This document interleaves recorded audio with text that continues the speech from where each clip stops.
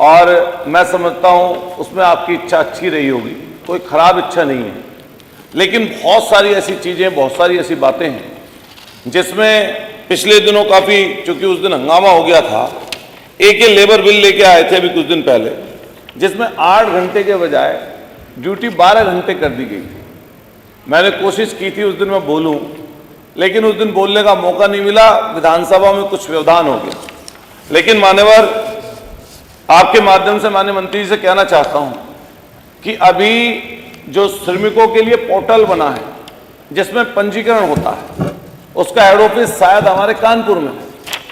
मुझे पिछले दिनों पता चला, जैसे ही कोई मौत हो जाती है, घटना घट जाती है किसी श्रमिक की जिसका पंजीकरण हुआ हो, तो उसको कुछ बेनिफिट मिलते हैं आपके विभाग से। लेकिन जब पता चला कि महीनों से पोर्टल ही बंद पड़ा, मैंने पूछा डीएम महोदय से कि साहब एक बार अपने श्रम अधिकारी को, यहाँ के मौके के लेबर अधिकारी को बुला के पूछ लीजिए कि इसका कारण क्या है। कह रहे साहब पूरे प्रदेश का ही बंद पड़ा है। तो माननीय मंत्री जी जरूर उसका संज्ञान लिए होंगे या जानकारी होगी, शायद बाद में तो वो खुल गया, लेकिन पहले नहीं खुला। इसके साथ साथ जब आप संशोधन लाना चाहते थे, तो जो आपकी कार्यशैली जिले स्तर पर है, जो वहां पर श्रम विभाग है, उनके कर्मचारियों की जो कार्यशैली वहां पर है, उसके बारे में भी कोई ना कोई ऐसी चीज लेकर आनी आपको चाहिए। इसलिए प्रवर समिति को हम सौंपना चाह रहे हैं कि उनकी कार्यशैली बदले। जब पंजीकरण होता है तो पंजीकरण के लिए माननीय अधिष्ठाता महोदय आपको भी इसका सामना करना पड़ता होगा, चूंकि आपका मोदी नगर और मोदी मुरादनगर, इसके आगे पूरी फैक्ट्रियां हैं और उसमें भारी श्रमिक लोग आते हैं। गन्ना फैक्ट्री भी आपके मोदी नगर में है, हम लोग भी चूंकि वहीं से निकलते हैं, बहुत सारे लोग हमारे भी वहां से जुड़े हुए हैं। आप ये पता करिए कि पंजीकरण के लिए कितनी परेशानी, कितनी दिक्कत उठानी पड़ती है किसी भी पंजीकरण श्रमिक को वहां पर जाने के लिए। फिर इसके बाद जो भी योजना आपके यहाँ चल रही है, चाहे वो मृतक के लिए योजना हो कि आपको उसको बेनिफिट किस तरीके से देना है, चाहे वो महिलाओं के लिए कोई बेनिफिट हो, चाहे वो मात्र लाभ के लिए आपका कोई बेनिफिट की स्कीम हो, चाहे आपकी कोई ऐसी स्कीम हो जो बच्चों की शिक्षा के लिए स्कीम हो, उस पर आप अपना एक डाटा निकाल कर देखिए कि पूरे प्रदेश भर में जब से आप मंत्री श्रम बने हैं, माननीय अधिष्ठाता महोदय आपकी तरफ से कहना चाहता हूं कि एक डाटा इस तरह का निकलवाइए कि मृतक जो लोग हैं उनको कितना बेनिफिट मिल पाया, कौन मातृत्व लाभ का कितना बेनिफिट वो ले पाई महिलाएं हमारी, कौन श्रमिक ऐसे जो उनके बच्चे जिनके लिए स्कूल जगह जगह कई जगह बने, उनमें कितने बच्चों ने वहां पर एडमिशन लिया भी या नहीं लिया, वहां पर जो आपके कर्मचारी हैं मौके पर उनकी इस समय व्यवस्था क्या है, और जो लोग फैक्ट्रियों में कर्मचारी हैं मान्यवर, जो श्रमिक जो डेली बेसिस पर भी बहुत सारे लोग काम कर रहे हैं, कुछ महीने में इस तरीके से काम कर रहे हैं, आप उनकी भी दुर्दशा के बारे में कुछ सोचिए सरकार, तो कहीं ना कहीं उन गरीब गुरबा लोगों को मदद मिलेगी, लाभ मिलेगी।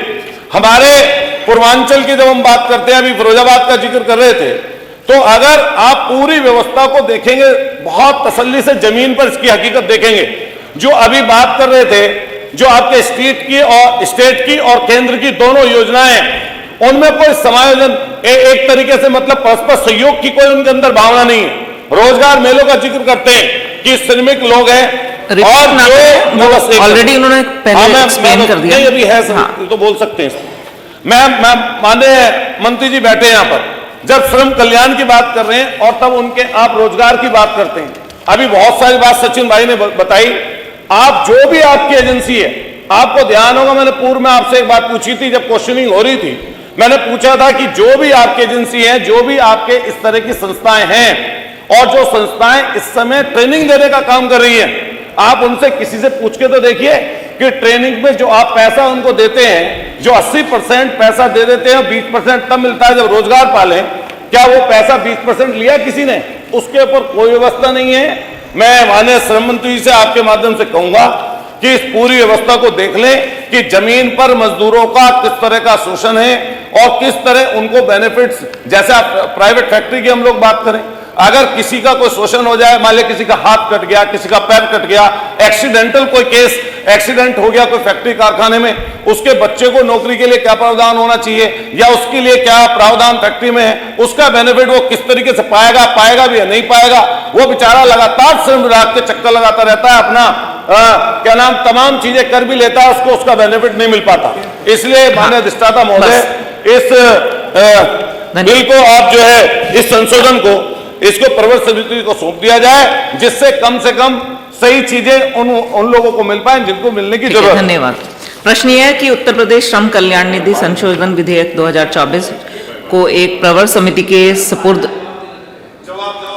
इसके बाद जवाब मैंने बिल के ऊपर किसी ने नहीं बोला, विभाग के बारे में सारी जानकारी दे दी, लेकिन बिल के ऊपर कुछ, तो जवाब क्या दे मंत्री जी? बिल पे कुछ नहीं बोला इन्होंने, दोनों लोगों ने। जी, इसलिए आप इसको प्रश्न करें। माननीय मंत्री जी को ये बता दीजिए, अगर उसके बारे में बोले उसके बारे में तो जो बोलना बोले, लेकिन हम तो जो संशोधन जो भी यहाँ पे हो रहा है बिल के ऊपर हो रहा है, बिल के ऊपर कुछ नहीं बोला, पूरे विभाग के ऊपर पूरा भाषण उद्बोधन हो गया। आदरणीय मंत्री जी, आप प्रश्न सचिन भाई, स्किल्ड और श्रमिकों को भी निजीकरण में दे देंगे उनको। नहीं, आप बैठिए, वो विषय दूसरा है, ये विषय दूसरा है। प्रश्न ये विरोध में है, नए लोगों की भर्ती करेंगे उसके लिए ये विरोध में, प्रश्न ये उसका है, विरोध कर रहे हैं। माननीय सदस्य आपकी दोनों की बात सुन ली, माननीय मंत्री जी ने सुन ली, माननीय संसदीय कार्य मंत्री जी ने सुन ली। प्रश्न यह है कि उत्तर प्रदेश श्रम कल्याण निधि संशोधन विधेयक 2024 को एक प्रवर समिति के सुपुर्द कर दिया जाए, जो अपना प्रतिवेदन 1 माह के भीतर प्रस्तुत करें। जो माननीय सदस्य इसके पक्ष में हो कृपया हाँ कहें, जो माननीय सदस्य इसके विरोध में हो कृपया नहीं कहें। नहीं की संख्या अधिक है, अतः प्रस्ताव अस्वीकृत हुआ। प्रश्न यह है कि उत्तर प्रदेश श्रम कल्याण निधि संशोधन विधेयक 2024 पर विचार किया जाए। जो माननीय सदस्य इसके पक्ष में हो कृपया हाँ कहें, जो माननीय सदस्य इसके विरोध में हो कृपया नहीं कहें। हाँ की संख्या अधिक है, अतः प्रस्ताव स्वीकृत हुआ। प्रश्न यह है कि खंड 2 से खंड 3 तक तथा खंड 1 प्रस्तावना व शीर्षक इस विधेयक के अंग माने जाएं। जो माननीय सदस्य इसके पक्ष में हो कृपया हाँ कहें, जो माननीय सदस्य इसके विरोध में हो कृपया नहीं कहें। हाँ की संख्या अधिक है, अतः खंड 2 से खंड 3 तक तथा खंड 1 प्रस्तावना व शीर्षक इस विधेयक के अंग बन गए।